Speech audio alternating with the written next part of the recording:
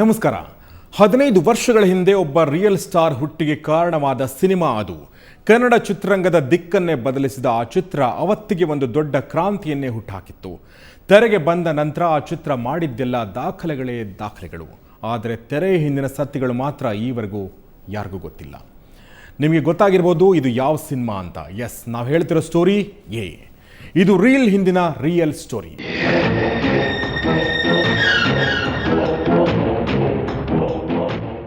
I am God is great, reel are real ಇಂಥ ಡೈಲಾಗ್ಗಳನ್ನ ಯಾರೂ ಕೂಡ ನಿರೀಕ್ಷೆ ಮಾಡಿರೋದಿಲ್ಲ.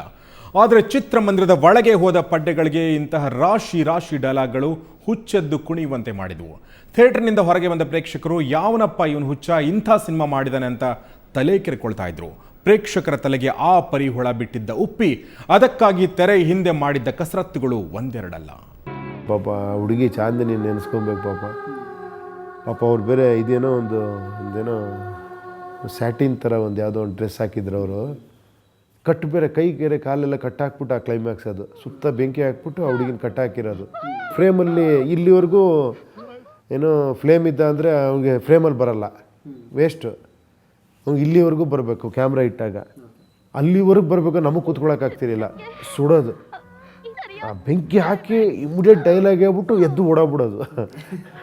ಅದು 90ರ ದಶಕದ ಮಾತು. ಕನ್ನಡ ಚಿತ್ರರಂಗ ಮಡಿವಂತಿಕೆಯನ್ನ ಫಾಲೋ ಮಾಡ್ತಿದ್ದ ಕಾಲ.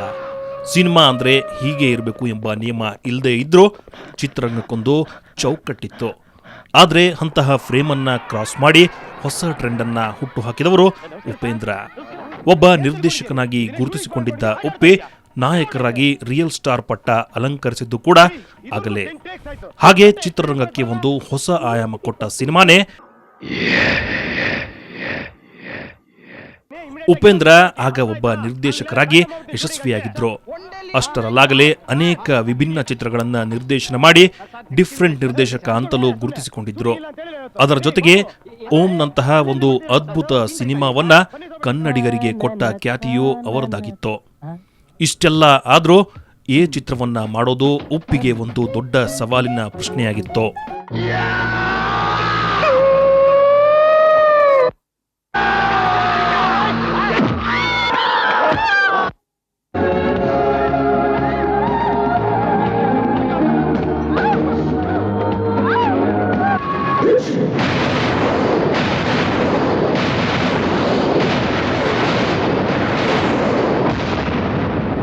ಇಲ್ಲ, ಸ್ಟಾರ್ಟ್ ಆಗಿದೆ ನಿರ್ಮಾಪಕರಿಂದ, ಅವರಿಂದನೇ ಸ್ಟಾರ್ಟ್ ಆಗಿದ್ದು, ಅವರೇ ಸ್ಟಾರ್ಟ್ ಮಾಡಿದ್ದು. ಬಟ್ ಮಾಡಿದ್ರ ಮೇಲೆ ಸ್ವಲ್ಪ ಅವ್ರು ಹೊಸಬರು, ಸಿನಿಮಾ ಇಂಡಸ್ಟ್ರಿಗೆ ಟೋಟಲಿ ಹೊಸಬರು ಅವರು. ಅವ್ರಿಗೆ ಏನೋ ಈ ಫೈನಾನ್ಸ್ ಆಗಲಿ ಇದಾಗಲಿ ಹೆಂಗೆ ಮಾಡೋದು ಅಂತ ಸ್ವಲ್ಪ ಐಡಿಯಾ ಇರಲಿಲ್ಲ. ಸೊ ಆವಾಗ ನಾವು ಒಂದು 8-10 ದಿನ ಶೂಟಿಂಗ್ ಆಮೇಲೆ ಸ್ವಲ್ಪ ನಿಲ್ಲಿಸಿದ್ವಿ ಶೂಟಿಂಗು. ಯಾಕಂದ್ರೆ ನಮ್ಗೆ ಸ್ವಲ್ಪ ಪ್ರಾಬ್ಲಮ್ ಆಯಿತು. ಆವಾಗ ಅವ್ರ ಜೊತೆ ಎಲ್ಲ ಡಿಸ್ಕಸ್ ಮಾಡಿ ಏನು ಮಾಡೋಣ ಅಂತ. ಆಗ ನಾನು ಶೈಲೇಂದ್ರ ಬಾಬು ಅವ್ರ ಹತ್ರ ಮೀಟ್ ಮಾಡಿ ಈ ಥರ ಅದಕ್ಕೆ ಫೈನಾನ್ಸ್ ಎಲ್ಲ ಅರೇಂಜ್ ಮಾಡಿಸಿ ಆಮೇಲೆ ಮತ್ತೆ ಸ್ಟಾರ್ಟ್ ಮಾಡಿದ್ದು ಅದನ್ನು. 1998 ಜನವರಿ 23ರಂದು ಈ ಚಿತ್ರ ತೆರೆ ಕಂಡಿತ್ತು. ತೆರೆ ಕಂಡ ನಂತರ ಅದು ಯಾವೆಲ್ಲ ದಾಖಲೆಗಳನ್ನು ಮಾಡ್ತು ಅನ್ನೋದು ಬಹುಶಃ ಎಲ್ಲರಿಗೂ ಗೊತ್ತಿರುವ ಸಂಗತಿ. ಆದರೆ ಈ ಚಿತ್ರ ಹೇಗೆ ನಿರ್ಮಾಣವಾಯಿತು ಅನ್ನೋದೇ ತೆರೆಯ ಹಿಂದಿನ ಒಂದು ರೋಚಕ ಕತೆ. ಡೋಂಟ್ ವರಿ ಪ್ರಭಾಕರ್, ಈ ಪಿಕ್ಚರ್ ಬೇರೆ ಪಿಕ್ಚರ್ ತರ ಕತೆ ಶೂಟಿಂಗ್ ಅದೆಲ್ಲ ಏನಿರಲ್ಲ. ನೀವು ಇನ್ವೆಸ್ಟ್ ಮಾಡಬೇಕಾಗೂ ಇಲ್ಲ. ಅವಳು ನಡೆಸ್ತಿರೋ ದಂಧೆನ ಹಾಗೆ ರಿಯಲ್ ಆಗಿ ಶೂಟ್ ಮಾಡ್ತೀನಿ. ಏ ಪಿಕ್ಚರ್ ಏನಾಗಬೇಕು ಅಂತಿದೆಯೋ ಅದು ಹಾಗೆ ಆಗತ್ತೆ. ನೀವು ರೆಡಿ ಮಾಡ್ಕೊಳ್ಳಿ. ಕ್ಲೈಮ್ಯಾಕ್ಸ್ ಏನಾಗುತ್ತೋ ಎಲ್ಲ ರಿಯಲ್ ಆಗೇ ಶೂಟ್ ಮಾಡ್ತೀನಿ. ಅದೇನಾಗುತ್ತೋ ಆಗಲಿ. ಬೇಡ ಸರ್, ಅವಳ ಬಗ್ಗೆ ನಿಮ್ಗೆ ಚೆನ್ನಾಗಿ ಗೊತ್ತು. ನೀವ್ ಯಾಕೋ ತುಂಬಾ ರಿಸ್ಕ್ ತಗೊಂತ ಇದ್ದ ಅನ್ಸುತ್ತೆ ಸರ್. ಅದೇನೇ ರಿಸ್ಕ್ ಆಗ್ಲಿ, ಕ್ಲೈಮ್ಯಾಕ್ಸ್ ಅಂತೂ ಹಾಗೆ ಆಗತ್ತೆ.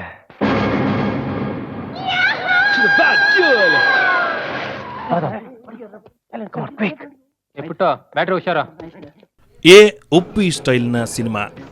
ಆದರೆ ಈ ಚಿತ್ರ ಶುರುವಾಗಿದ್ದು ಮಾತ್ರ ನಿರ್ಮಾಪಕರಿಂದ ಅನ್ನೋ ಸಂಗತಿ ಎಲ್ಲರಿಗೂ ಗೊತ್ತಿಲ್ಲ. ನಿರ್ಮಾಪಕರು ಉಪ್ಪಿಗೆ ನೀವೇ ಯಾಕೆ ಹೀರೋ ಆಗಿ ಒಂದು ಸಿನಿಮಾ ಮಾಡಬಾರ್ದು ಅಂತ ಹೇಳಿದ್ರಂತೆ. ಆಗ ಉಪ್ಪಿಗೆ ಹೊಡೆದದ್ದೇ ಈ ಸಿನಿಮಾದ ಕತೆ. ಅದರ ರೋಚಕ ಸ್ಟೋರಿಯನ್ನ ಉಪ್ಪಿಯ ಮಾತಲ್ಲೇ ಕೇಳಿ. ಒಂದಷ್ಟು ಜನ ಪ್ರೊಡ್ಯೂಸರ್ಸ್ ಅವಾಗ ಸಿನಿಮಾ ಮಾಡಬೇಕು ಅಂತ ಡೈರೆಕ್ಷನ್ ಮಾಡಿಸ್ಬೇಕು ಅಂತ ಬರೋರು. ಅದರಲ್ಲಿ ಮಂಜುನಾಥ್ ಜಗನ್ನಾಥ್ ಅಂತ ಇಬ್ಬರು. ಅವರು ಒಂದಿನ ಸರ್ಪ್ರೈಸಿಂಗಾಗಿ ಸರ್ ನೀವೇ ಹೀರೋ ಆಗಿ ಮಾಡಿಬಿಡಿ, ಒಂದು ಯಾವ್ದಾರು ಮಾಡಿ ಸರ್ ಚೆನ್ನಾಗಿರುತ್ತೆ, ನೀವೇ ಡೈರೆಕ್ಷನ್ ಹೀರೋ ಎರಡೂ ಮಾಡಿಬಿಡಿ ಚೆನ್ನಾಗಿರುತ್ತೆ. ಆವಾಗ ಅದು ಕೇಳ್ಬಿಟ್ಟು ನಾನು ಹೊಟ್ಟೋಗಿದ್ದೆ ಚೆನ್ನೈಗೆ. ಅದಾದಮೇಲೆ ಅದನ್ನು ಸೀರಿಯಸ್ಸಾಗಿ ತೊಗೊಂಡಿರಲಿಲ್ಲ. ಹಾಗೆ ಎಲ್ಲ ಅಲ್ಲಿ ಯಾವುದೋ ಶೂಟಿಂಗ್ ನಡೀತಾ ಏನೋ. ವಾಪಸ್ ರೂಮಿಗೆ ಬಂದಾಗ ಈ ಥರ ಹೇಳಿದ್ರು ಜಗನ್ನಾಥ್, ಏನು ಡೈರೆಕ್ಷನ್ನು ಹೀರೋ ಎರಡು ನೀವೇ ಮಾಡಿಬಿಡಿ ಅಂತ ಇದ್ದಾರೆ, ನಾನು ಮಾಡಿದ್ರೆ ಯಾವ ಥರ ಕತೆ ಮಾಡ್ಬೋದು ಎಲ್ಲ. ಹೌದು ಆ ಥರ ಕತೆ ಈ ಥರ ಕತೆನ ಅಂದಾಗ ಆಗ ಒಂದು ಲೈನ್ ಹೇಳಿದೆ, ಹೆಂಗಿರುತ್ತೆ ಇದೇ ಇವಾಗ ನನ್ನ ಲೈಫ್ ನಡೀತಿದೆಯಲ್ಲ ಇದನ್ನೇ ಇಟ್ಕೊಂಡು ಸಿನಿಮಾ ಮಾಡ್ರೆ ಹೆಂಗಿರುತ್ತೆ ಅಂತ. ಸೊ ಆ ಒಂದು ಡೈರೆಕ್ಟ್ರೇ ಹೀರೋ ಆದರೆ ಹೆಂಗಿರುತ್ತೆ ಅಂತ ಆ ಒಂದು ಕಾನ್ಸೆಪ್ಟ್ ಇಟ್ಕೊಂಡು ಆಮೇಲೆ ಹಂಗೆ ಮಾಡ್ಕೊಂಡು ಹೋದ್ವಿ. ಎಲ್ರಿಗೂ ಇಷ್ಟ ಆಯಿತು. ಫಸ್ಟು ಡೆವಲಪ್ ಮಾಡಿರ ಮೇಲೆ ಮಾಡೋಣ ಅಂತ ಡಿಸೈಡ್ ಮಾಡಿದ್ವಿ. ತಮ್ಮ ಕಥೆಯನ್ನೇ ಇಟ್ಕೊಂಡು ಈ ಚಿತ್ರಕ್ಕೆ ಒಂದು ಸ್ಟೋರಿ ಲೈನ್ ಮಾಡಿದ್ರು ಉಪ್ಪಿ.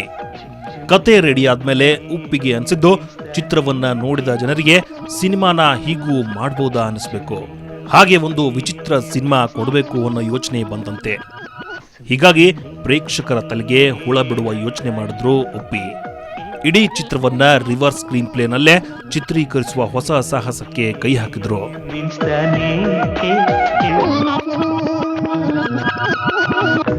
ಯೌವನವೇ ಆಯ್ದೈಲು ಹೃದಯಗಳ ಬ್ರೇಕ್ಫೇಲು ಆಕ್ಸಿಡೆಂಟ್ ಆಗೋಗಿದೆ. ಒಂದು ಸಿನಿಮಾ ಹೆಂಗಿರಬೇಕು ಅಂದರೆ ಕಂಪ್ಲೀಟ್ಲಿ ಬೇರೆ ಥರ ಇರಬೇಕು, ಭಾಳ ವಿಚಿತ್ರವಾಗಿರಬೇಕು ಅಂತ. ಹೆಂಗೆ ಅಂತ ಗೊತ್ತಾಗ್ತಿರಲಿಲ್ಲ. ನನಗೆ ಆಸೆ ಅದು, ನಾನು ಆ ಥರ ಸಿನಿಮಾ ನೋಡಬೇಕು. ಏನಂದರೆ ಓಪನಿಂಗ್ ಟೈಟ್ಲ್ ಕಾರ್ಡೇ ಯಾಕಿರಬೇಕು, ಅಲ್ಲಿ ಹಿಂಗೆ ಯಾಕೆ ಬರಬೇಕು, ಏನಾರ ಚೇಂಜ್ ಮಾಡೋಣ ಅಂತ ಮಾತಾಡ್ತಾ ಅವಾಗ ಒಂದು ಹೇಳಿದೆ. ಓಪನಿಂಗು ಒಂದು ಯಾವುದೋ ಸೀನ್ ಬರುತ್ತೆ, ಅಬ್ರಪ್ಟಾಗಿ ಕಟ್ಟಾಗ್ಬಿಡುತ್ತೆ, ಲೀಡ್ರ್ ಬರುತ್ತೆ ಕಟ್ಟಾಗ್ಬಿಡುತ್ತೆ, ಇನ್ಯಾವುದೋ ಸೀನ್ ಬರುತ್ತೆ, ಹೆಂಗೆ ಜನ ನೋಡ್ಬೋದು ಅಂತ. ಏನು ಸರ್ಪ್ರೈಸಿಂಗ್ ನೋಡ್ತೀವಿ ಇದೇನಿದು ಅಂತ. ಸೊ ಕನ್ವಿನ್ಸಿಂಗ್ ಮಾಡೋದು, ಅದನ್ನು ಕನ್ವಿನ್ಸಿಂಗ್ ಮಾಡೋದು ಅಂದಾಗ ಇವೆಲ್ಲ ಯೋಚನೆ ಮಾಡಿ ಇಟ್ಟಿದ್ದು. ಕನ್ವಿನ್ಸ್ ಮಾಡಿ ಎಂಡ್ ಅಂತ ಟೈಟ್ಲ್ ಕಾರ್ಡ್ ಹಾಕ್ಬಿಟ್ಟು ಆಮೇಲೆ ಬೇರೆ ಪಿಕ್ಚರ್ ಸ್ಟಾರ್ಟ್ ಮಾಡೋಣ ಹೆಂಗಿರುತ್ತೆ ಅಂತ. ಸಿನಿಮಾ ಇರೋದಿನ್ನು ಇನ್ನೊಂದು ಅಡ್ವಾಂಟೇಜ್ ಏನಾಯ್ತು ಅಂದರೆ ಆ ಹುಡುಗಿ ಏನೋ ಆಲ್ರೆಡಿ ಹೀರೋಯಿನ್ ಮದುವೆ ಆಗಿರೋ ಥರ ತೋರಿಸ್ತೀವಿ ನಾವು. ಹೀರೋ ಅವಳು ಲವ್ ಮಾಡ್ತಾ ಇದ್ದಾನೆ, ಅವಳಿಗೆ ಆಲ್ರೆಡಿ ಮದುವೆ ಆಗ್ಬಿಟ್ಟಿದೆ, ಅವಳು ಪಾಪ ಕಷ್ಟದಲ್ಲಿದ್ದಾಳೆ, ನೋಡ್ರೆ ಅದು ಶೂಟಿಂಗ್ ಅಂತ ಟಕ್ ಅಂತ ಮತ್ತೆ ಇದಾಗತ್ತೆ. ನೋಡ್ರೆ ಅವಳು ಗಯ್ಯಾಳಿ, ಅವಳು ತುಂಬ ಸ್ಟ್ರಾಂಗ್ ಗರ್ಲ್ ಅಂತ.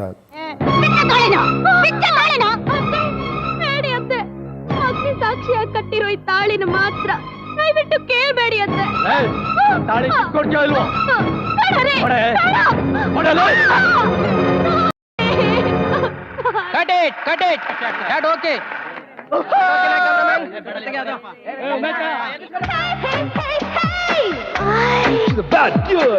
ರಿವರ್ಸ್ ಸ್ಕ್ರೀನ್ ಪ್ಲೇ ಮಾಡಿ ರಿಸ್ಕ್ ತೆಗೆದುಕೊಂಡಿದ್ದ ಉಪ್ಪಿ ಚಿತ್ರೀಕರಣದ ವೇಳೆ ಕೂಡ ಅನೇಕ ರಿಸ್ಕ್ಗಳಿಗೆ ಕೈ ಹಾಕಿದ್ರು. ಅದ್ರ ಬಗ್ಗೆ ಹೇಳ್ತೀನಿ ಒಂದು ಪುಟ್ಟ ಬ್ರೇಕ್ನ ನಂತರ.